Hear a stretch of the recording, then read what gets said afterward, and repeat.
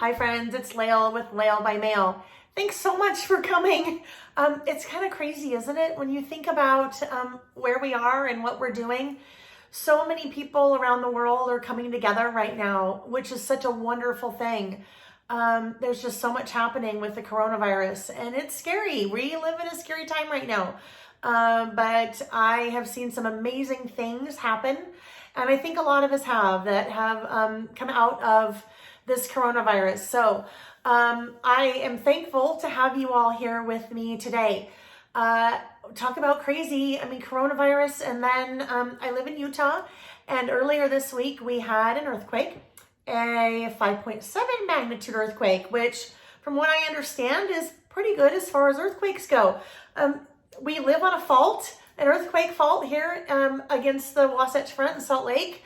But it's not something that is common at all. So we kind of have a little coronavirus crazy with a little earthquake crazy to blend together for magnitudes of crazy.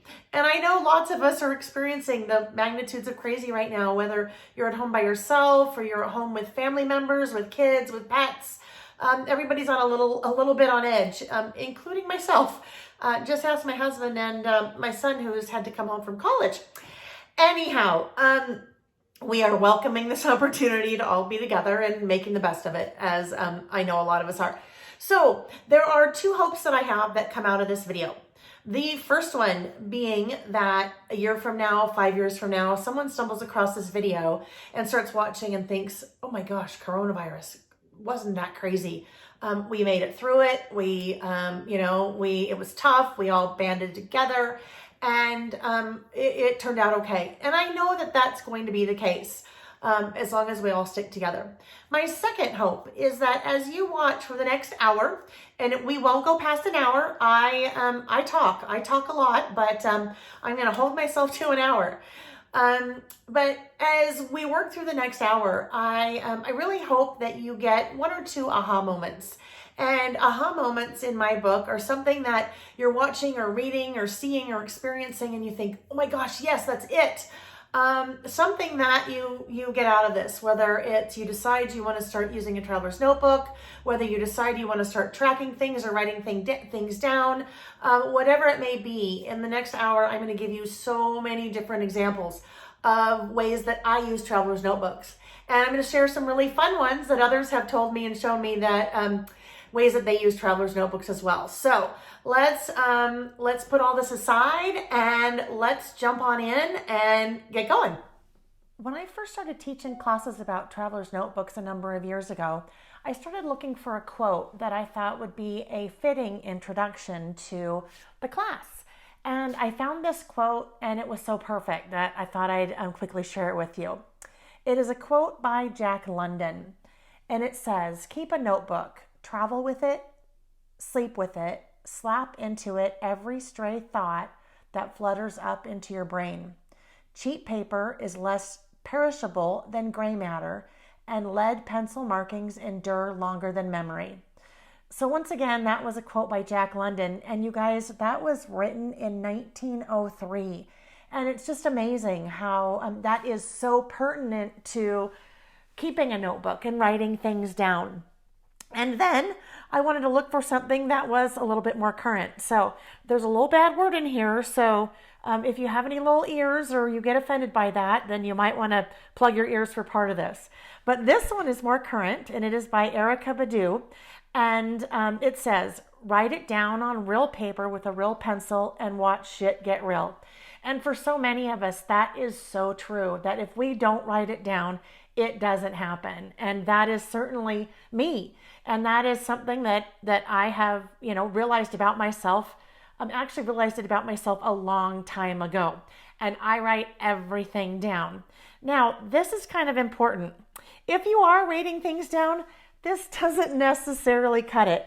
Although you may be keeping 3M in business with your stockpile of sticky notes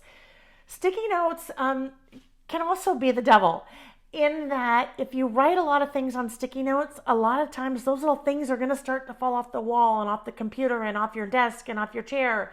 Next thing you know, you're trying to find the sticky note that you wrote something down on, and you're chasing your dog or your cat or your child or your husband around the house because they either have that underfoot or stuck to the back of them or what have you. So sticky note's good, but can also be bad. That then brings us to the notebook. Now, this is not my house, but it absolutely could be. And I know some of you right now are laughing or shaking your heads going, oh yes, this is totally me. So many of us that are crafters, we love stationery and we love notebooks, and those things just get us so excited. And I've been guilty of this too in my life, and a little bit still am. We buy notebooks. We like notebooks. We write things down in notebooks. So the great thing is we are writing things down. However, if you are like this, if you are like the way that I was in the past, you'd be writing things down and then this would happen. You know that you wrote it down. The only problem is you don't know which of your hundreds of notebooks that you wrote it down in. And this, my friends, is where the beauty of traveler's notebooks really come into play. And this is where we're really going to have fun in the rest of the class. We're going to talk lots about traveler's notebooks, what they are, and the different things that you can do with them. First and foremost, the biggest question I get, or actually it's probably the biggest comment that I get when people hear the word traveler's notebook, they say, oh, you know what? I don't travel. This isn't for me. And oh my gosh, now this is not a don't travel because of coronavirus. This is a traveler's notebooks have so much more to do besides travel, you guys. And I like to show this slide because it really, most people don't use a traveler's notebook for travel. So although you can, and we'll take a look at some different examples of how I use traveler's notebooks for travel, it is not just for travel. Here's the thing. If you write things down, a traveler's notebook is for you. And it doesn't matter what it is that you write down. I always like to joke that if you put me in an elevator with a 90-year-old man, by the time we got to the third floor, we'd both be walking out and he would be looking for a traveler's notebook. He would be convinced that a traveler's notebook is for him. So when I say a traveler's notebook really is for everyone that writes things down, that's what I mean. So really quick, let's talk about what it is. Basically, a traveler's notebook is a refillable notebook. Now, when people talk about traveler's notebooks, a lot of times they're talking about the covers, and I am guilty of this. I will admittedly interchange as I'm talking traveler's notebook and an insert. So a traveler's notebook is basically the cover. It is a refillable notebook. It was originally started by a company called Midori. That company is now called Traveler's Company, and back then it was created to inspire travelers all around the world. So people were actually using their traveler's notebooks for travel. It's basically, in its most simplistic form, a collection or a system of notebooks. You're using a string to hold them all together. There are different papers or different inserts that you can put into your notebook or the cover. You have different content. The beauty is that you can switch out the old and bring in the new through the inserts. So basically we're talking about a cover. The cover could be leather. It could be faux leather or vegan. It could be plastic. It could even just be paper. Really, there's no steadfast rule about what a cover is. And some people don't even use a cover. They just use the inserts themselves. So the inserts are going to be your little notebooks. They can be handmade, they can be bought. So just really notebooks. Then there's a series of elastic bands that hold them together. So they're fastened at the spine of the cover. You string the inserts through with the elastics. Depending on the traveler's notebook cover, they can hold various inserts, and you'll have an exterior to close or contain, and that is the cover. So we will take a look at those. We'll take a look at a lot of those as we continue on. But I wanted, before we do that, to get some terminology out of the way.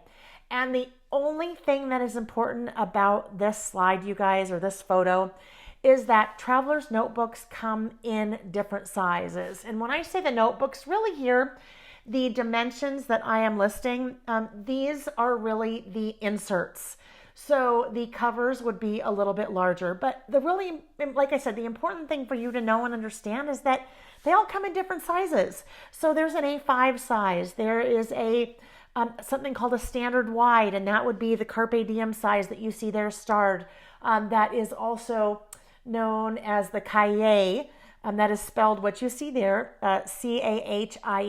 That is a Moleskine size.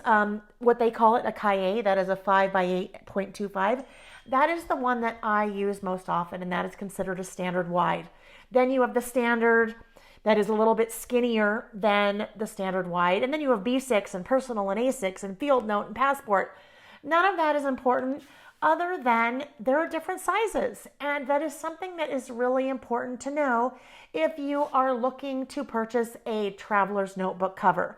Now, your inserts are your inserts are your inserts. They have different sizes, but that's not really the part that can get a little bit expensive. It is the covers that can get expensive. So if you happen to buy a beautiful A5 hand-stitched leather traveler's notebook cover, and only later to find out that that's not really the size that you like, and you've maybe invested $100 or more in that type of cover, it's really good to get a feel for maybe the different size inserts that you like to work with before investing in a cover. So again, not to get really tripped up in the different sizes, but it's important to know that there are different sizes. Alrighty. So now, you guys, we get to dig into the fun part. And very shortly, I am going to move to actually showing you on a video all of, not all of, God, I could never show you all, or you guys, we would be here all Saturday. And some of you wouldn't mind that, but I know others would. So you'll quickly learn about me if you don't already know. I can talk and talk and talk. So I'm limiting myself to the time that we've set aside. We're going to start talking about the different things that you can use a traveler's notebook for. And these are just ideas that I have. There are many, many, many, many, many, many, many things that you can use a traveler's notebook for. So normally I would, and you'll see a kind of a funny little graphic here. This is a little photo that I put together. Normally I would really encourage you all to use a traveler's notebook. But here's the thing. It really doesn't matter what you are using to write things down. As we get started, if you don't already have a piece of paper or a scratch piece of paper or a notebook, a spiral notebook, a sticky note, a napkin, sometimes we joke about writing things down on toilet paper. Here, we definitely don't want to do that, you guys. We're obviously in a really weird time where we're seeing a shortage on toilet paper because of the coronavirus. So don't write on toilet paper.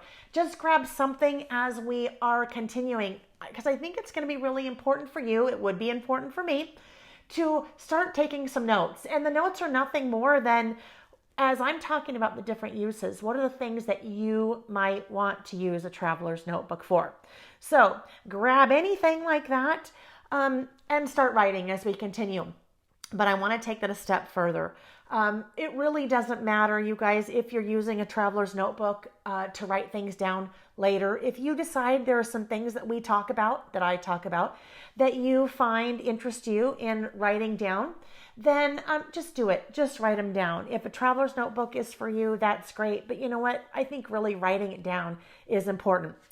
So with that, we are going to jump in. Are we ready? Let's go. All right, so here we go. I have been a writer-downer for a long time, and I have been making lists really for as long as I can remember. When I first started using a traveler's notebook, well, probably about the first year, something occurred to me that I actually had been using a traveler's notebook of sorts for a long time.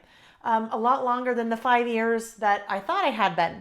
And it reminded me of this that I made. This project I made back in 2009. Here's a little side note. Always date your projects so you can remember when you made something. But I made this in 2009. You guys, this is a book of lists. It's a book of my lists. And in here, I put every list imaginable. Now, what gets a little crazy is, and I seem to like the word crazy, what gets a little off the wall is that these only weren't current lists that I were adding at the time. You guys, some of these lists, 1997. This really is a list of the baby names when my husband and I were pregnant. Well, I guess when I was pregnant, he wasn't pregnant. Although he'd probably tell you he felt like he was, right? Anyhow, but back when I was pregnant or looking to be pregnant, whatever, you know what I mean, I started putting together a list of baby names. So you guys, this is that actual list, the boy names and the girl names that we were considering. So lots of lists in here, books that our kids had read, list to Santa from our kids. This one was particularly special. This goes back to August 1994, and we won't even get into why I happen to have lists and things left over from 1994. My husband took a girlfriend of mine and I, and then her boyfriend, the four of us, they took us on a kind of a little escape. And anyhow, that was a list of things they told us to bring. So lots and lots of different lists. And this really is where my love of, well, listing, it didn't even start there.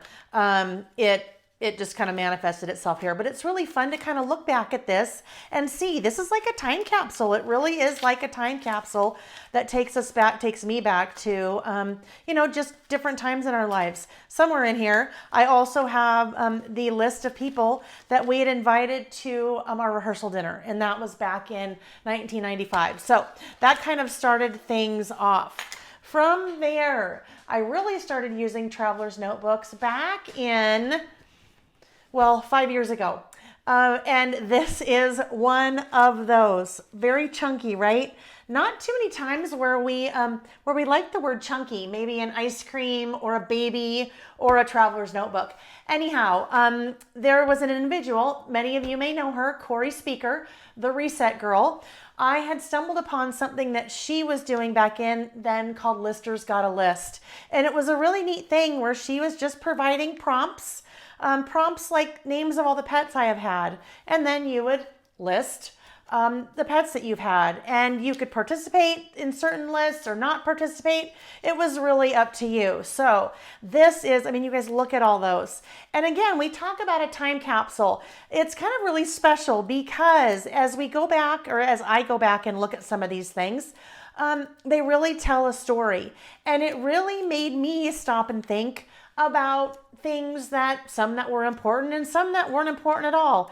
One of these in here happened to be your favorite breakfast cereal. And that really kind of took me back to when I was a kid and thinking about the favorite breakfast cereal. One was the streets you've lived on, names of the streets you've lived on. And I called my mom and asked her about those that I couldn't remember. So that goes back, I think, about 5 years ago. Again, let's see, I dated it. I'm sure I did. I know I did. 2015. So I think it was April of 2015. So 5 years ago. And I didn't even know what a traveler's notebook was back then, you guys. I just had happened to I had bought these little notebooks because I thought they looked neat. And I figured I'd use them one day for one thing or another. And that ended up being a traveler's notebook. So as we move from there, I'm going to be showing you guys a lot of different traveler's notebooks and how I use them, different ways that I use them.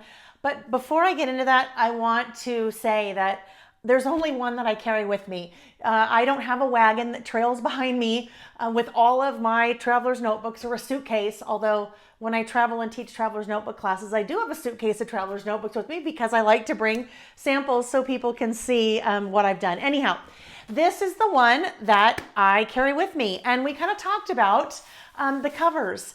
And I have a lot of different color covers because to me, they're kind of like a purse or a pair of shoes. I like to change out the covers for the season, my moods, whatever it may be. So, but I usually only carry one with me at any given time, and that's the one that I carry with me right now. What's common about them? In the one that I always carry, I always have kind of a to-do list or a project list, different things that I'm working on, different plans that I have. I always have the calendar. So I know what I have scheduled, especially when I'm traveling or my husband's traveling. And then I always have my habit tracker. And we will talk about, all those things as we continue. For those of us that use traveler's notebooks, I think one of the biggest reasons that we use a traveler's notebook is for making lists, at least for me. And I write everything down, you guys. Have you ever had it happen to you where you are standing at the top of the stairs and you think, oh, I need to go downstairs to do that. And you get to the bottom of the stairs, and at the bottom of the stairs, you think, my gosh, why did I even come down here? Well, that's when a traveler's notebook comes into play. Okay, I'm totally kidding there, right? I don't write things down at the top of the stairs and then get to the bottom of the stairs and then open my traveler's notebook to see why I went down the stairs, although sometimes I wish I did. But really, all joking aside, if I don't write it down, I don't remember it. And that's just the place of life that I am. So listing for me, writing my to-do list and things like that is a big part of traveler's notebooks. But what I think is really fun to start with are the fun kinds of lists. So we'll take a look at a couple of those. This one is one that's things that make me happy. And a list like this, I would encourage you, even if you just sit down with a piece of paper and jot down the things that make you happy. You guys, this was one giant run-on, and some of the things were kind of significant and others weren't, like buttermints. Do you know what a buttermint is? Buttermints are used to have, at least, in little jars at a restaurant when you leave. And I love buttermints. They make me happy. When I see them, buttermints make me happy. The smell of rain, driving with the sunroof open, the smell of grass, Diet Coke, coffee, the beach. I mean, it goes on and on and on. So this is always a good exercise to sit down and look at things, write down things that make you happy. It's also a good exercise when you're not feeling so happy or a little bit down or a little bit scared to go back and look at something like this. So that is a good one. Another one, a bucket list. You know what a bucket list is? If you don't, a bucket list is something that you hope to do in your life before you kick the bucket, so to speak. So I have a bucket list, and this book is ever changing. So over here I have the list of things that I want to do, and over here I have photos. Now, obviously I have not done these things. Well, I haven't yet. They're on my bucket list. I haven't done these things. How did I get photos? I went to my very favorite friend that is an amazing photographer, and her name / his name is Google. Okay, so if I want to get a photo of the castle in Ireland that has the Blarney Stone on it, because on my bucket list is to go kiss the Blarney Stone, I can just go to Google and Google that castle and then save that photo and then print it out, and there it goes in my bucket list. So this is a bucket list of things that I want to do in my lifetime. Now, I think something that's kind of good to talk about bucket lists, but let's talk about bucket lists a little bit more, maybe where we are in today and what is happening. So you might have a bucket list like this, something that you want to do one day. But how about if we start thinking of things, this might be a pre-coronavirus bucket list. Let's take a look at maybe doing a bucket list of what we want to do during the coronavirus. Maybe we have a list of movies that we want to watch, and those are going to be on our bucket list for the coronavirus period. Or maybe we have games that we want to play or books that we want to read. A lot of us are outside walking because really that's how we maintain our sanity. So maybe one item on your coronavirus bucket list is how many miles that you want to walk. Those of you that are scrapbookers, jump on this time. These are maybe pictures that you want to scrap or events that you want to scrapbook. So, but we can also look at a post-coronavirus bucket list, and that wouldn't necessarily have to mean something like this. That could mean, you know, going back to the gym or getting together and socializing with your friends or your family or whatever that may be, your neighbors, whatever you have that you're not doing right now that you want to start doing again immediately after. That could be on your maybe post-coronavirus bucket list. All right, another type of list. How about a packing list? How about a packing list with a little memory keeping built in? This was a packing list that I ended up putting together after the fact. I was already on the trip in the hotel, and you might think to yourself, Lael, that doesn't make any sense. Why would you put together a packing list after you were already there? Well, when you forget many of the things you needed to bring with you, if you had planned a couple of hours to get crafty and creative in the hotel room, that's when you would make your packing list. So the next time you remembered. So what's fun about that list, I did put the list together, but over here on this side, I actually told the story. So it's kind of fun to mix your lists with a little bit of memory keeping or journaling at the same time. Another packing list that we're going to take a look at. And as we start to look at some of my different traveler's notebooks. Something that I want to mention. This is something that I get great pleasure from. That does not mean that you would get great pleasure from this. I know this happens because as I teach traveler's notebook classes in different parts of the country and different parts of the world, some people look at me like I have two heads. And literally, they look at me like I have two heads. And then someone will get brave and raise their hand, or someone will come up at the end of class and say, are you kidding? Like, I don't even have time to do stuff like that. Like, I can barely write something down on a sticky note if I want to get it done. How do you have time to do something like that? And I look at them and I say, oh, I totally get it. This is my hobby. I make time to do something like this because for me, I'm able to kill two birds with one stone. I am making a list of something that I need to do, pack, and then I'm also getting a little creativity in at the same time. So for me, that is how I like to get my creative time in when I don't have a lot of time. So I might take 15 minutes or so if I know I need to make a list. I might sit down with a couple stickers and maybe some paints or some die cuts and make my list and then decorate around it and call it good. So I know that definitely isn't for everyone. All right, so that was, we took a look at a couple of different fun packing lists. Now let's take a look at some goals lists or some wish lists. See you guys, they're coming out. I have lots. All right, so the next one, goals and wish lists. How about this one? I was on Pinterest one day and something popped up in my feed. You know, sometimes Pinterest thinks you know what you should be looking at. And this one I got a chuckle out of because it said things that people with spotless houses do every day. And I thought, oh my gosh, what do they do? I want to know what people do that have spotless houses every day. So I clicked on the pin and I found out what they do. It's not such a secret. I thought it was a big secret. Anyhow, so as I was writing those things down, I thought, you know what? For me, if I write things down, I'm a lot more likely to remember them. So I'm going to write these things down. I'm going to get a couple stickers out while I'm doing that. And I'm going to put that in a traveler's notebook. Incidentally, a couple of the things, if you were wondering, they take their shoes off. They make their bed. They clean the bathroom sink. They do a 5-minute cleanup.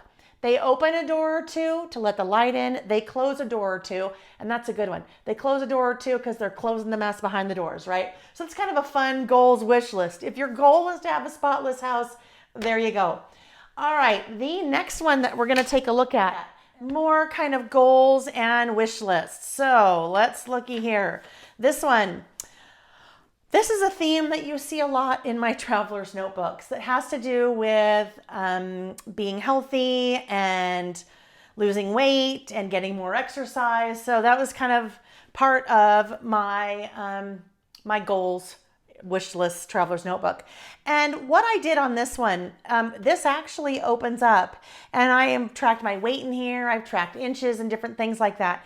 Now, that's not necessarily something I want the world to see. So when I'm traveling and I'm sharing my traveler's notebooks with other people, I just put a little piece of washi there so people can't see it. So you can write some pretty deep things, or you can include things in your traveler's notebooks. If you don't want people to see them, just add a little washi and then you don't have to worry. Okay, so more. Oh, you know what?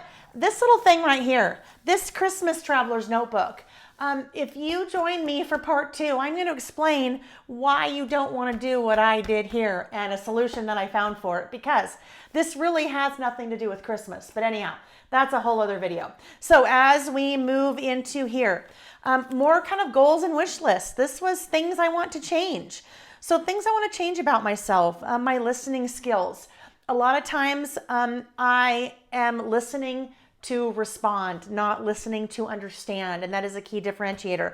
So things like that, learning to accept things I cannot or should not change, things that I want to change about myself.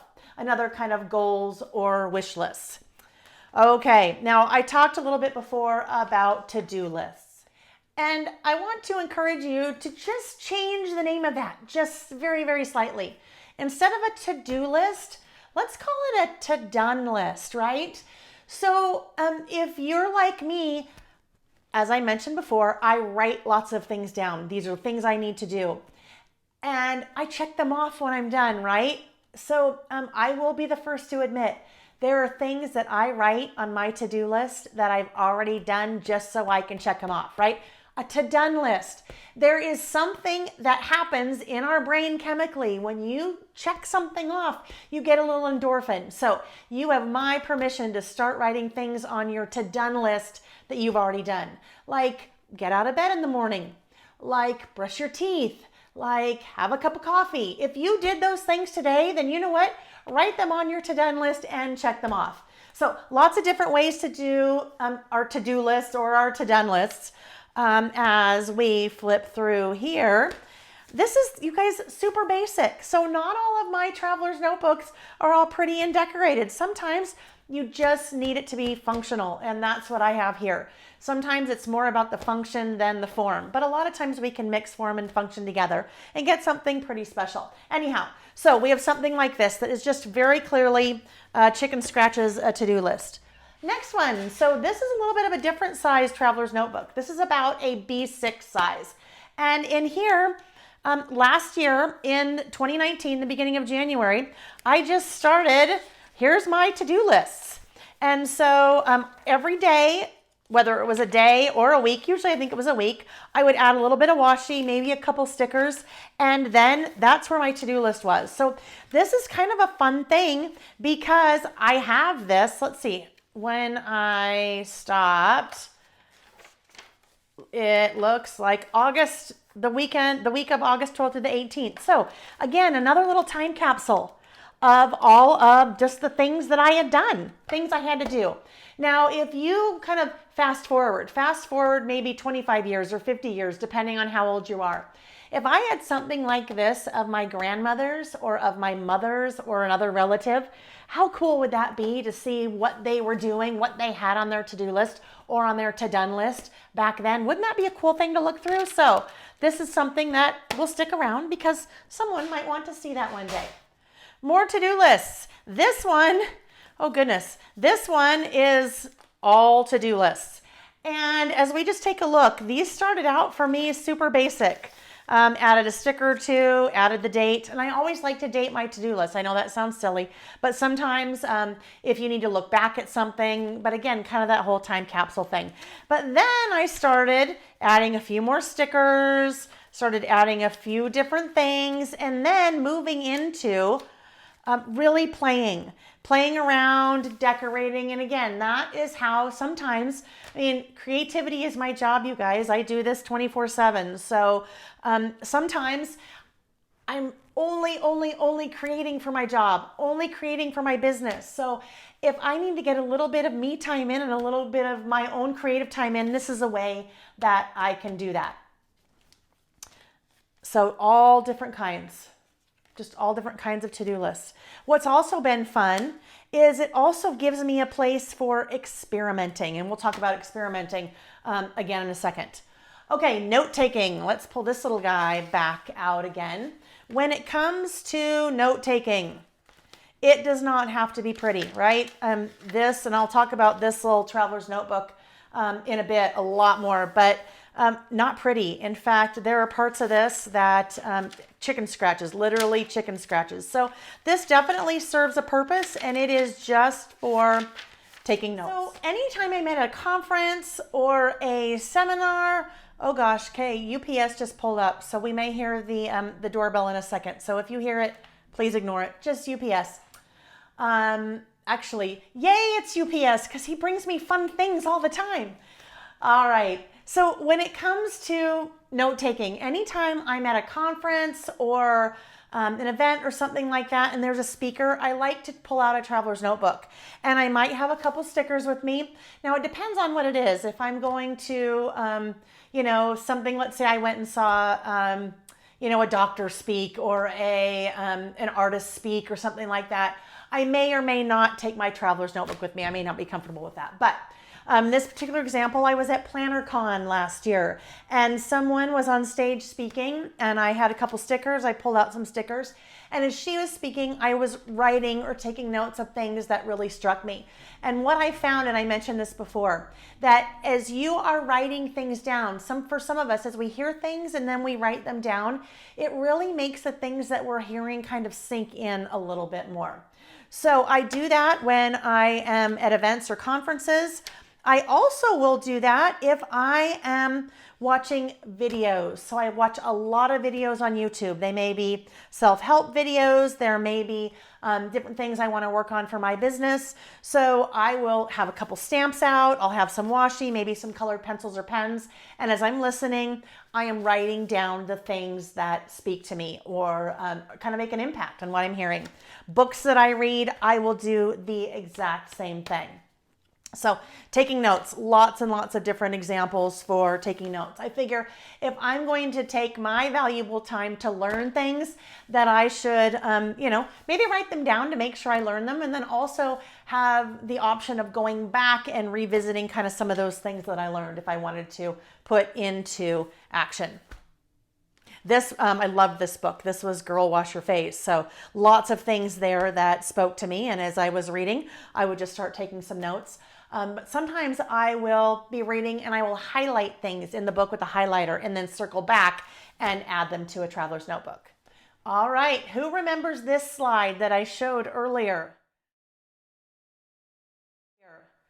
All right, so that is exactly what I would do, you guys. If I was sitting down as you and I was watching the video, I would have some stickers out, I would have some pens out, maybe some stamps, and I would be writing and taking notes. And this is what I'd end up with. So lots of different ideas, things that stood out to me, using arrows, using boxes to outline things, using more arrows, whatever it may be. But that is, again, that for me lets me really kind of hear things and then take notes on things that I want to make sure that I circle back to do at a later time. All right, so I'm back to my to-do list again, one of my to-do lists. And one of the things that I've found to be very therapeutic for me is to experiment in my traveler's notebooks. And what I mean by that, I am not a mixed media person at all, you guys. Anytime I stamp, I pretty much just stamp in black ink, because if I mess up, I can get out my black pen and try to fix it. So I have to get out of my comfort zone to experiment. And so when it comes to experimenting, a traveler's notebook is the perfect place to do it. And that's sometimes where I will pull out acrylic paints, I will pull out watercolors, I will pull out stamps, I'll pull out spray inks, I will pull out all different kinds of things. And you know what? Sometimes it doesn't turn out very well. I mean, I may not love this, but I experimented and I also got my to-do list down. So that's another thing that I would encourage you to do, is to kind of use maybe a traveler's notebook as experimenting. Maybe you don't normally stamp, but you have some stamps. So grab your stamps and start playing. Another use for a traveler's notebook is journaling. Whether you keep a journal or a diary, this is a great way to kind of mix that whole process of writing down things about yourself or about things that are happening in the world or your feelings, and to put them in a traveler's notebook. And then if you want to get artsy with it, you can do that as well. So I do that in my traveler's notebooks as well. This is an example. This goes back to 2016, where I'm talking about, oh goodness, weight loss. So there you go. That, like I said, that's a big part of my life and has been for a long time. So just a little bit of journaling there. But we can also move to here. This was a really interesting kind of spread that I put together about religion and spirituality, and them being very different for different people. I've brought up a slide right here, and this is a project that I am currently just starting to work on, and it has to do with journaling. And it's kind of a combination of a journaling memory keeping concept in a traveler's notebook. So I am starting to pull together materials to journal or memory keep about the coronavirus. And so the way that I'm doing that, I have taken some photos of things that are different around our house, different movies that we're watching. So I'm going to Google and taking screenshots or saving pictures of movie posters and then printing them out as photos. I'm finding different free things that are available out there. Allie Edwards has introduced some wonderful free word art that has different sayings about the coronavirus. So you'll see that on the slide as well as her website. So taking photos, taking word art and different stickers, and then taking some traveler's notebook inserts and putting those things, really putting my feelings and thoughts into a traveler's notebook.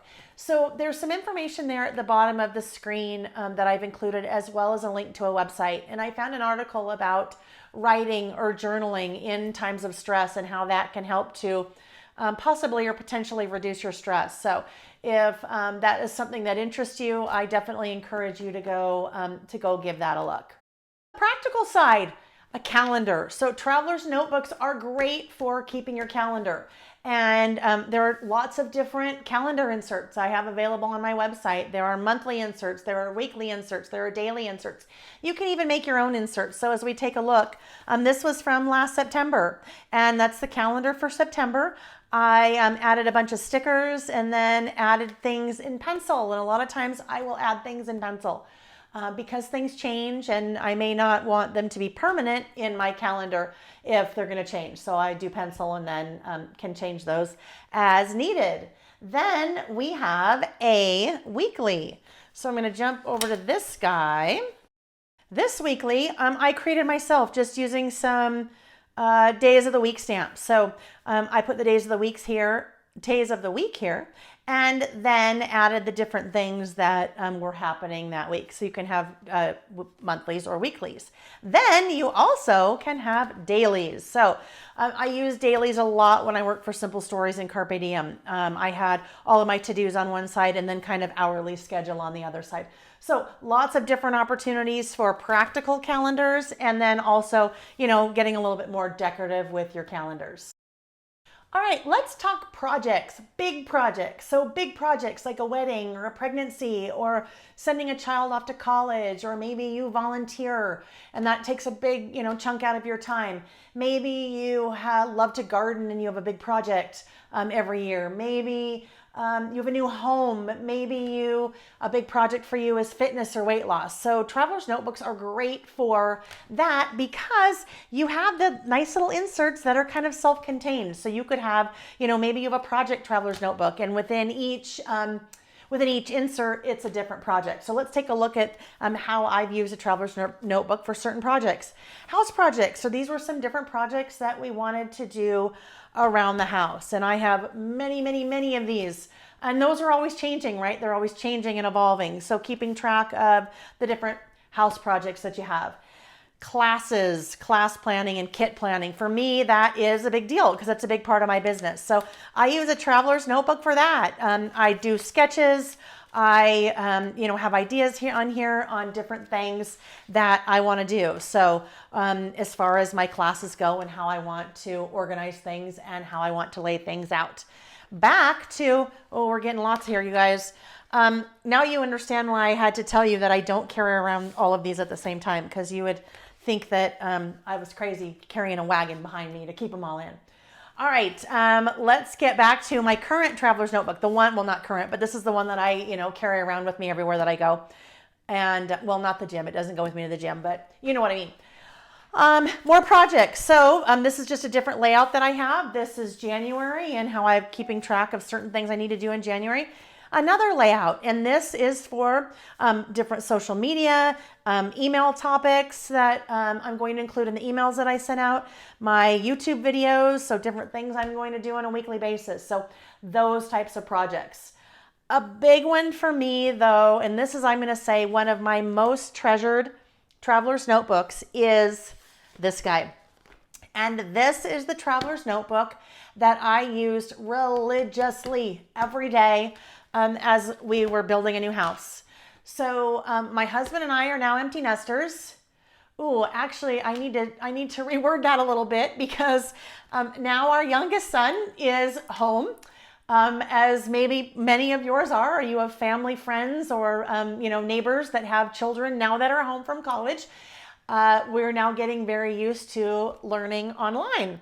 So temporarily no longer empty nesters, but about 3 years ago, we saw this coming. Well, not this. We saw our children, kind of spreading their wings and moving from children to, now we like to call them free range children, we wanted to downsize. So we decided we were going to build a house. And that project, you guys, is huge. If you've ever gotten married, you know, planning a wedding is huge. If you've ever been ready to send someone off to college, that's a huge project. Maybe you're traveling internationally for a couple months. That's a huge project. Maybe you have a huge volunteer commitment, huge projects. This one was all consuming for a long time. So I had a traveler's notebook that I just used for this. And that was one time that both of these would go with me everywhere I went. So I needed this to go with me everywhere I went because I would think of things. Oh my gosh, I need to remember this, or I need to remember to ask that. I put business cards here. In here, again, there's my little trick with the washi. There's some information in there about some of our finances that I didn't want anyone to see. So I had them in there, but just washied them closed. Things like, what does the HOA cover? What about the upper cabinets in the laundry room? Is there crown molding on the main floor? So those would be all questions I wanted to make sure that we asked the builder in our design meetings. I talked a little bit about chicken scratches before. So if my husband and I were sitting down, we thought, oh, we have an idea for the bathroom. We would literally pull this out and just start scratching. What about this? What about that? So then when we went to meet with the builder, we could show them this and talk through our ideas. So lots and lots of notes taking there. I will tell you, I did sleep with this book next to my bed the entire time we were building because I would literally wake up in the middle of the night and think, oh my gosh, I need to ask that question. I would roll over, write it down in here, as crazy as it sounds, but in the morning, I didn't even remember that I had done that, but it was obviously an important question if it woke me up in the middle of the night, so then I had it recorded. This one, these were projects I wanted to do in our current home before we moved. I was taking measurements because we were downsizing. I had areas in our current house compared to areas in our new house. So I knew, oh my gosh, that room is going to be 5 feet smaller. How am I going to fit things? Different sketches, but you guys can see just from on and on and on and on and on, lots and lots of things. That is also where I had my little note about things that people with spotless homes do. Different projects for the new house. That was my weekly, the week that we moved, the different people that were coming that we had to meet every week and so forth. Even though I already had a calendar that I was using for the regular stuff, I also made a monthly calendar so that I could write down things that were happening. The builder had a schedule for us, so I could look at, the week of April 16th, 2018 and see that the 19th and 20th, or that whole week was when they might be installing the wood floors. The other thing I did, I took the house plans and I shrunk them down and glued them in my traveler's notebook. I am what I call spatially challenged. And if you're like me, you know exactly what that means. I could look at a set of plans for hours and hours and hours and still be so confused. So if I had them in my traveler's notebook, I could really study things. And then eventually I was able to read them and know where things were. So that really helped. All right, another idea, and I referenced this a little bit when we were talking about, starting a traveler's notebook about what was happening with the coronavirus, but was memory keeping. So I have been a scrapbooker for more than 22 years, and memory keeping has always been a big part of my life. So I also use a traveler's notebook for memory keeping. And what I like about this, a lot of times you just have photos, maybe a one-off photo that tells a little story. And so I will put that in my memory keeping traveler's notebook, or I should say traveler's notebooks because there are more than one, where I put the photo and then just add a little journaling. And so you will see just different photos, journaling, stories, not a lot of product on here, photos. But that's another thing that I really like to use a traveler's notebook for, is just doing my memory keeping. It is also a much smaller format than a 12 by 12. So in a lot of cases, a lot less intimidating, especially if I'm ever only doing a one-page spread. That doesn't make sense. A one-page spread would not be a spread layout. It would just be one page. So if I'm just doing one page, much smaller format, much less intimidating, much easier to get done. All right, so that is memory keeping. When it comes to memory keeping in a traveler's notebook, one of the biggest questions I get is, okay, so I usually have 4x6 photos. Lael, how do I get smaller photos? And so there are a couple of ways that I want to talk about. The first one, I have put a slide up right now. I recorded a video a while ago that shows you how to get smaller photos onto a 4x6 canvas, a photo basically, since that's what most of us print is 4x6. But super, super easy. I walk you through using a free app. It is the Project Life app, but that video will show you in just a couple of steps how you can get 2x2s and 3x4s, all different kinds of photos out of a 4x6. So I encourage you to take a look at that. If you are not wanting to do something like that and use a regular 4x6 photo and then cutting it down through the video, that will explain all of that. Another option, pocket printers. And so I have a couple of my different pocket printers here, and let's talk about those. So this one is, I think that's an LG Popo. I think that's what that one is called. And this one is a life print. So let's first talk about, this is a pretty special. So I'll show you something really cool about that in a second. But let's talk about a pocket. Oh yeah, it is the LG, upside down. Let's talk about a pocket printer. So basically, pocket printers, for all intents and purposes, all work the same. They call them pocket printers because that is so small. So there's the palm of my hand, very small. That could literally fit in my pocket. They print different size photos, but for the most part, they're all about 2x3. And they use a technology called zinc. This is actually the paper, and the ink is built into the paper. So it's almost like Polaroid cameras back in the day, if you are my age-ish, or Polaroids are back. So, but anyhow, all you do is you insert your paper that has the ink into the printer. So I already have, oh, I'm locked. I already have the paper inserted in there. And then I take a photo on my phone. And then I can pull up the app for the printer, and then I can tell it to print that photo. And it prints right out. So the advantages of something like that, of having a pocket printer like that, obviously the smaller size. So I've got that little guy, and I could easily, and I don't think that's what I did here, close, but not quite. But I could easily then have that and scrapbook or memory keep in my traveler's notebook. On-the-go printing. So let's say you're at Disneyland with your family. When Disneyland opens up again, because they will, you're at Disneyland with your family and you have a wonderful day, and at the end of the day you go back to the hotel room and you want to do a little memory keeping, because let's be honest, sometimes if we don't get it done right then, it's not going to happen. So we've taken photos with our phone all throughout the day. We grab our traveler's notebook, we grab our little pocket printer. Incidentally, there are a number of different brands. HP makes one called the Sprocket. Kodak makes them. I think Polaroid makes them. If you Google pocket printer, then you will see all different options. And they're all pretty much, within reason, they're all pretty much the same. So then you would just print it from there. Now, benefits, very handy. You have instant on demand. It makes it great for traveling. If you're traveling to a different country and still want to do your memory keeping as you go, that is a very easy thing to take with you. And that just works off of Wi-Fi. The disadvantages. The quality is okay. I mean, obviously, if you are printing out of a little machine like this versus printing on your, wide format printer at home, or printing at Costco, or printing at Walgreens or something like that, printing at Persnickety Prints, which is an amazing company. I'm going to add their URL, their website right here, you guys, because I'd love for you to go check them out.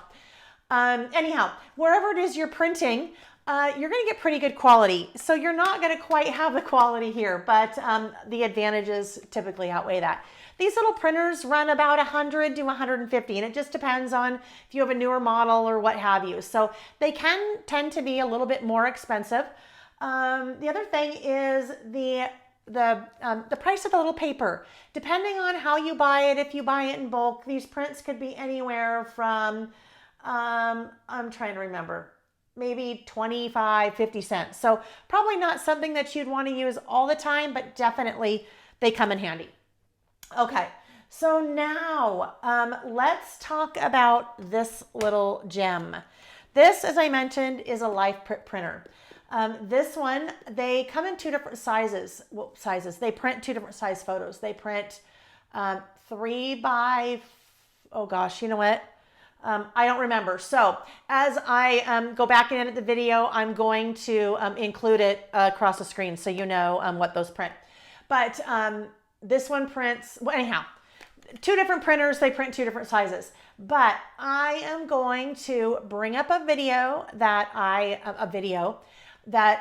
shot, I don't know, I think it's been about 2 years ago now, and I want you to watch what is happening. Hey you guys, I have a new toy that I have to show you. This is a life print photo printer. It is a pocket printer. This one prints 3 by 4.5 photos, but look how awesome this is. I have a little entry here in my Carpe Diem memory planner, and there is the photo that I printed from the printer. Now I'm gonna bring in another phone that has the app, the life print app open on it, and watch what this does. There is video embedded in the photo. Is that not the coolest thing ever? Isn't that seriously so amazing, you guys? So I've included the link for that company. That is called LifePrint. I have no affiliation with them. Someone showed me that, and I reached out to them a couple years ago and said, oh my gosh, I would love to spread the word. They sent me one of the printers to play with. But it's such a kind of a fun, neat little gadget that I thought I would share, because definitely not only does it print smaller photos to work in a traveler's notebook, but you can also incorporate video in there as well. All right, another use for traveler's notebook. Writing down quotes and inspiration, things that you see or that you read and you think, oh my gosh, I love that. I want to remember that. I'm a big Pinterest person. I love to use Pinterest, and I have different quote boards on Pinterest. But what I found was I wouldn't often go back to Pinterest. So I've started to keep a traveler's notebook for different quotes and inspiration. And some of them are like this. This is not pretty, right? This is just me writing down. And this is absolutely okay. Not everything has to be beautiful. Not everything has to be a masterpiece. Just go out there and do what you have to do. Yesterday, you said tomorrow. Don't be upset by the results you didn't get with the work you didn't do, right? So some really, really good ones. At least they were good. They were good for me. So you can do quotes and inspirational messages, and it doesn't have to be pretty. Or you can make things pretty. So some of you may have heard of the concept of having a one little word. I am a huge Allie Edwards follower, stalker. I love everything that she does, everything she's done for years. But one little word is something that she introduced many years ago. And the concept of that was to basically pick a word and have that kind of be your guiding word for the year. Last year in 2019 was the first time that I had done that. And the word that I picked was focus. So I had a traveler's notebook that I used that was all about different focus quotes. And I had a letterboard in my office or my scrapbook room, craft room, whatever you call it. And I would every month change out that quote. So this was just kind of my traveler's notebook to help me kind of remember some quotes and then how I was feeling, different quotes and inspiration. So this was another one. Focus on what gives you joy, and just different things that were happening in my life, and really focusing on things that were positive and made me happy. So that was kind of a fun one. The next one, and this is, guys, I probably say this about everyone. I think I say, oh my gosh, this is a fun one. This is a fun one. To me, they're all fun. Some of them more practical than others. This one, I really like for a lot of different reasons. So let's take a look. Well, sometimes that happens. I didn't count ahead of time to see how many different examples that I was sharing. I spent a ton of time trying to have them all organized and in different books, and in my little, my notes, I had the wrong one here. So this is the right one. This is where I've done a little bit of cataloging. So let's take a look at that. The first one, cataloging stamps. So these are stamps that I own by a wonderful person and a wonderful designer, Carrie Bradford. And I have included a link here on the video, but she's a friend of mine that I have known for years and years and years. And I've been collecting her stamps now for, I think, 6 or 7 years, a long time. Anyhow, I have cataloged all of those stamps because, and I haven't done it yet, but you guys, I am totally the type of person that would not realize that I had already bought it, and I would see it and I would love it and I would buy it again. And I know there's no one else out there like me that does things like that, right? You love a particular ink or you love a particular marker and you love it so much that you buy it and you get home and you realize you've already bought it 3 other times, and that just means you really, really, really loved it. Anyhow, I'm just cataloging things like that. So cataloging stamps, different collections of things that you may have. So looking at another type of cataloging, we're going to go back to my moving house building. And as we were getting ready to move, more specifically, as I was getting ready to start packing, I did a little bit of research on what I could do to make that process go a little bit more smoothly and be a little bit more efficient. And I found this on Pinterest. So basically what I did is I ordered some different colored circle stickers from Amazon, a lot of them, and I put together a little legend here. So light blue was going to be the family room, and green was going to be basement storage number 1, and this bright pink was going to be master bath. And then every box, for example, that went to the family room had 3 or 4 of those stickers, so 1 on every side, so that it was very easy visually to see, oh my gosh, that box goes there. So not only did it make it easy for me to know where things went, but it also made it really easy for the movers because I could put a blue sticker like that in the family room, and then they would see and they would know where to go to dump those boxes. All right, let's talk about 2 other really fun, different ways of cataloging. And I'm going to bring up a couple of different slides here.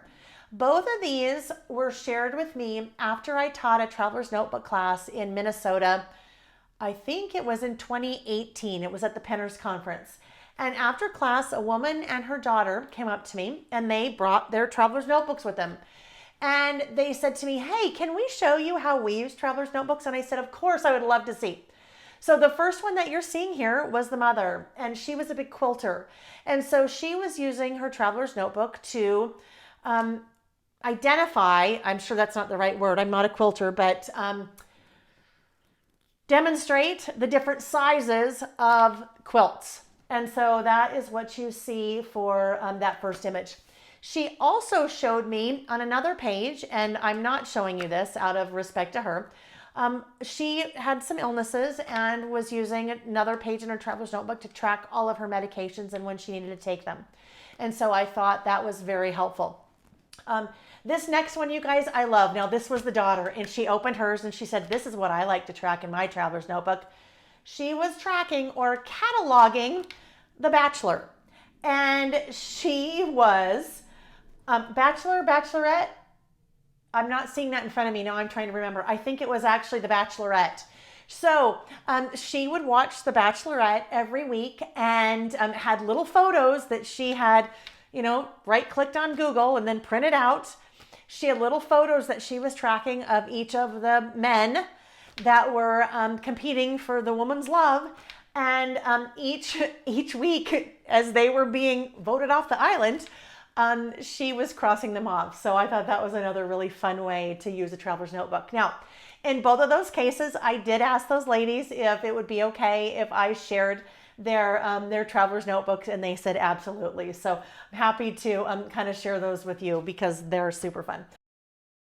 All right, the next thing, let's take a look at habit tracking. Habit tracking. So a lot of us have habits that we want to try to incorporate in our lives. For some of us, they may be drinking more water or getting more exercise or walking on a daily basis, walking 10,000 steps. For others, it may be flossing their teeth or reading 30 minutes a day or limiting their television time or spending quality time with their family. And this could go on and on and on. So this is the second year that I have been habit tracking. And honestly, some months are really more successful than others. And that's okay, right? So this is 2020. This is how I am habit tracking this year. And I'll show you a couple of months. but I have just used a month stamp, and each of these little boxes, different habits that I want to track. Making sure I give compliments to other people, drinking my water, exercise, 10,000 steps, getting me time, being productive, whatever they are, these are things I want to track. If you were doing a habit tracker, you would have different things that you would want to track. And then I just use a little highlighter and I highlight all of the days that I am successful at doing whatever that habit is that I want to track. Same thing for February. So that is one format that I came up with, and I used that this year.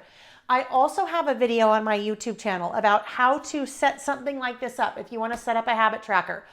Some very good tips that I found for myself after coming up with a different technique for this year, for year 2. So I will include that link in the description of the video as well. So that is this year. Let's take a look at my format last year because it is a little bit different, as I said. This is how I did that last year. So in some cases, I was tracking similar information. In other cases, after the year or making it somewhat of the way through the year doing this, I had learned some things and decided there were some things that I wanted to switch up for 2020, which I did. All right. So habit tracking, let's dive into maybe a couple of those. And for a lot of us, one of those things is food tracking or calorie tracking. So let's take a look there. I have a couple of different spreads here. And these I just like to play around with. Here I have a format, and so I have each day of the week. And under each day of the week, I am just listing what it is that I ate that day. Now, something that's interesting about that, they say, and definitely was the case for me, that if you write down what you eat, you're far less likely to put things in your mouth than you might otherwise. So for example, maybe you're one of those people that it's okay to have candy in your house, like big bowls. It is not okay in our house to have that because all 4 of us, my husband, myself, and our 2 boys, we cannot stay away from that kind of thing. So by the handfuls, and everything would be gone within minutes. And that's just the way we are. So I've learned I can't have that kind of food in the house. If I could have that kind of food in the house and I went to grab a handful and realized they were 83 M&Ms I was just about ready to eat, I might think otherwise and put them back because I didn't want to write in my book that I ate 83 M&Ms. But you know what? If I did, we all have our choices because certainly there are days that I eat 83 M&Ms. Sometimes it feels like add a 0 onto that 830 M&Ms. Sometimes you just have one of those days and sugar is the only thing that's going to cut it, right? I guess it could be worse. Anyhow, so there's an example. And again, this also experimenting a little bit. So I was experimenting with watercolors. Here's another example, stamping and watercolors. Basically the same thing, days of the week, and then what I was eating those days. And then here's another example, stamping, days of the week, some watercoloring. So I was doing some food, and I don't think I did calorie tracking there, just food tracking. Okay, let's look at another one, another tracking. This one I like to call positivity tracking.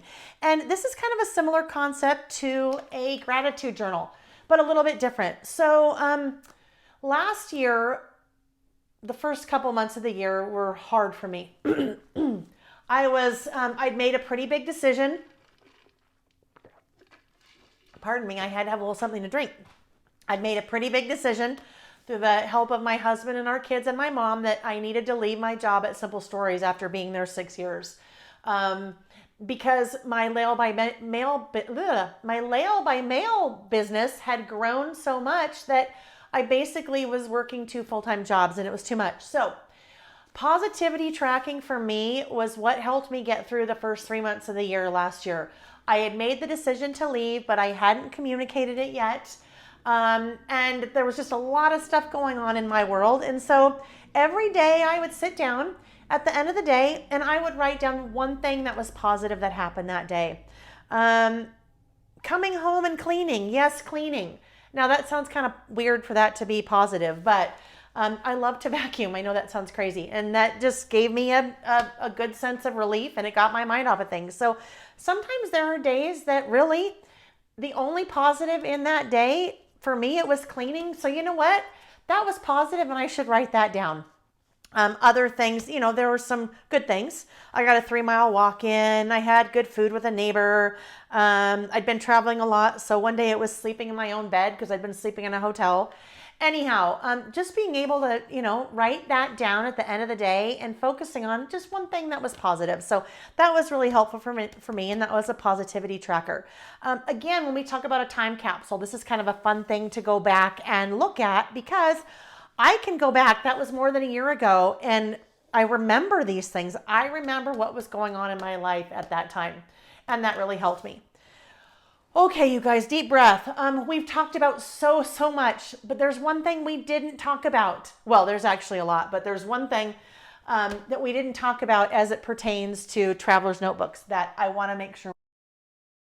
And that is using a traveler's notebook for, you guessed it, travel, finally. So, way earlier I talked about traveler's notebooks being good for so many more things besides travel, right? But you can use them for travel as well. So let's take a look at some different ways that I've used traveler's notebooks for travel. So I took a quick road trip last summer with my very good dear friend Vicki Putin, and many of you know Vicki.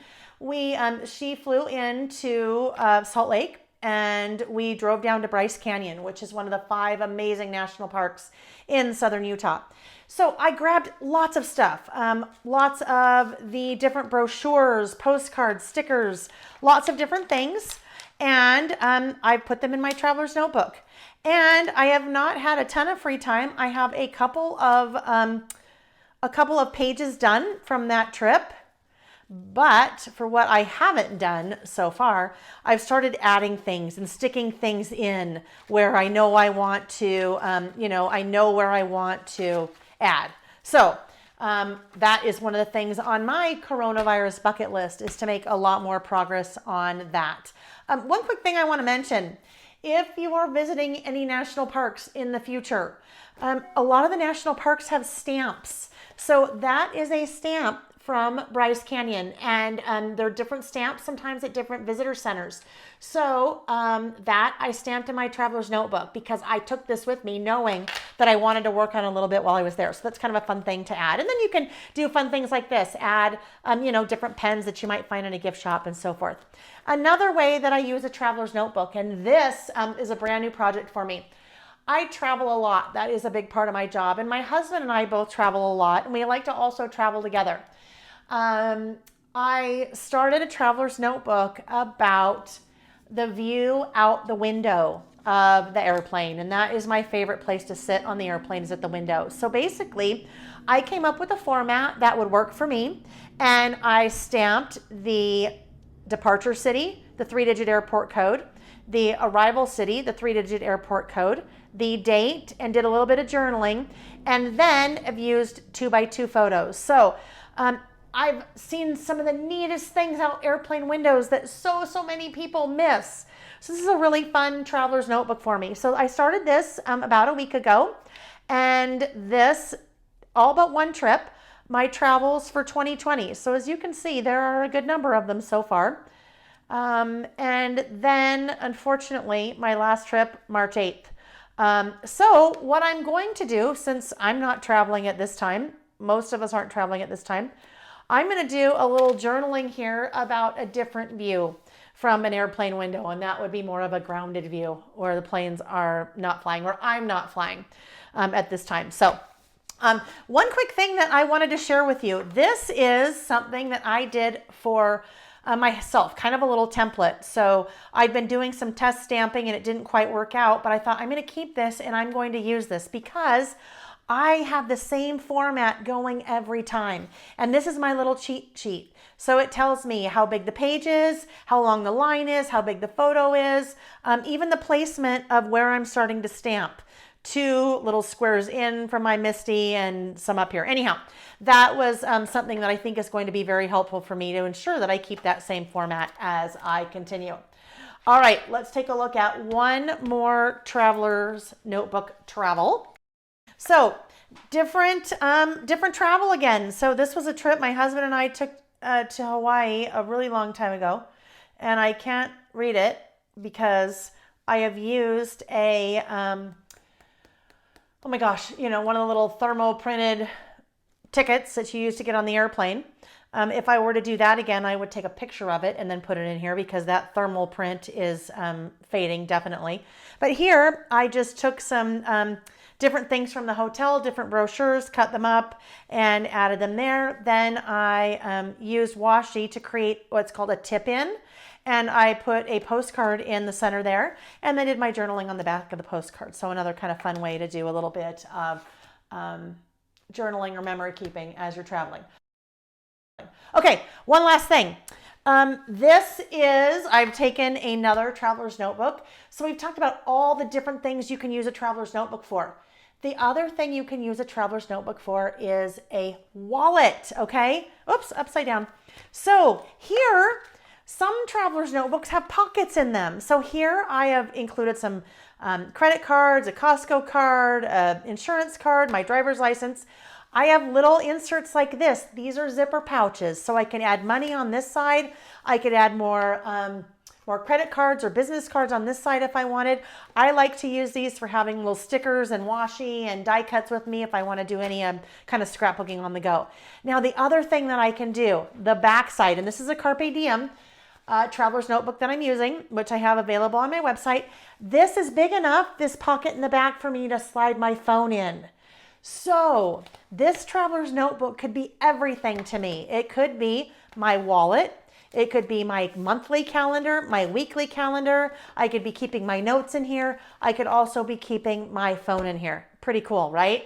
All right, that reminded me. There was one last thing I wanted to show you guys that had to do with memory keeping. So bear with me a sec while I find it. Found it. So you guys, this is a photo sleeve insert, right? So I can take that just like it's any other insert, and I could come here and slide that right through my elastic. And these are all little pockets. So I can insert, let's pretend, okay? Let's pretend those are my photos. I could insert those little guys in all those little pockets. So how fun would that be? If we're memory keeping in our traveler's notebook, we can now add our photos. You could add photos and journaling cards and all different kinds of things in there. That'd be a great way to add lots more photos to your memory keeping traveler's notebook, or really any traveler's notebook. So also carry those on my website, and I'll include the link to that down below as well. Alrighty, so let's wrap up here. Let's talk about some different things. How do you get started? If you want to get started using a traveler's notebook, that little logo right there, what's the tagline behind that logo? Just do it, right? And that really, just do it. You can Google how to start a traveler's notebook.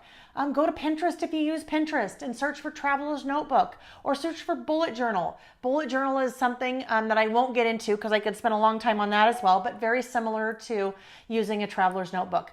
Finally, if you're on Instagram, search for the hashtag that says hashtag traveler's notebook. You will find so many.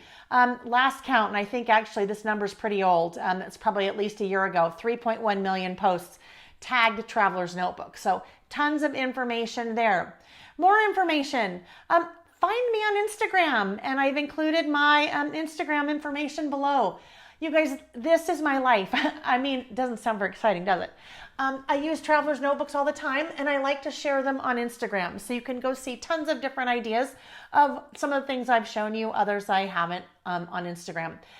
Also Facebook. So I have a Facebook page for my business that is Lael by Mail, and you will see all sorts of things there. If you like Facebook and you're on Facebook a lot, I'd encourage you to follow that page. Finally, my website.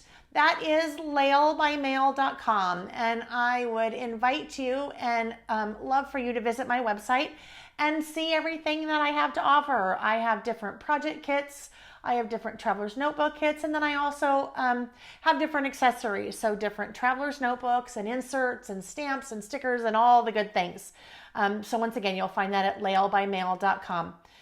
To wrap up, you guys, I always like to end a traveler's notebook class with this, and that is you do you. Everything that we saw is me. I do me, you do you. There are some things, like I said, people come up to me and say, are you crazy? I don't have that kind of time. I would never do that. If it's important to you, then you can make the time, or not. If you just decide you just want to use a traveler's notebook strictly for writing a to-do list with a pencil and a pen, then that's okay. You do you. You figure out what works for you. And with that, I want to leave you with this. The chicken scratch, right? And that is absolutely a-okay. Chicken scratches definitely work. All right, you guys, we did it. Yay! Thanks so much for joining me. I had a lot of fun. I had a lot of fun putting all the content together and getting everything organized. Traveler's notebooks are something I am very passionate about. They are a big part of my life, as you can probably tell from all of the different samples that I showed you and the different ways that I use Traveler's notebooks. So I hope there are one or two of those aha moments that you had during the video. I have included a lot of information in the description of the video down below. So you'll find information on where to find me, my website, but most importantly, you'll find information about part 2. And that is in a week. But I have to be careful about saying a week because it depends on when you're watching this. So look below in the description and you will find all the information that you need about part 2. Now, part 2, we're going to be talking about how to get started using a traveler's notebook. And I'll be teaching you some fun tips and techniques that I use when I work in my traveler's notebooks and start setting them up. If you have any questions or if you have anything that you would specifically like me to address, 2 options. Number 1, go ahead and leave a comment on the video. And if I receive it in time before I start recording the next video, I will make sure to answer that. 2, you can go to my website at laelbymail.com. That's also in the description of the video, and click on Contact Us. And that will take you a little form, and there you can, send me an email with whatever additional questions or topics that you would like me to cover. Thanks again so much. Stay safe, stay healthy, and until I see you next week. Bye-bye.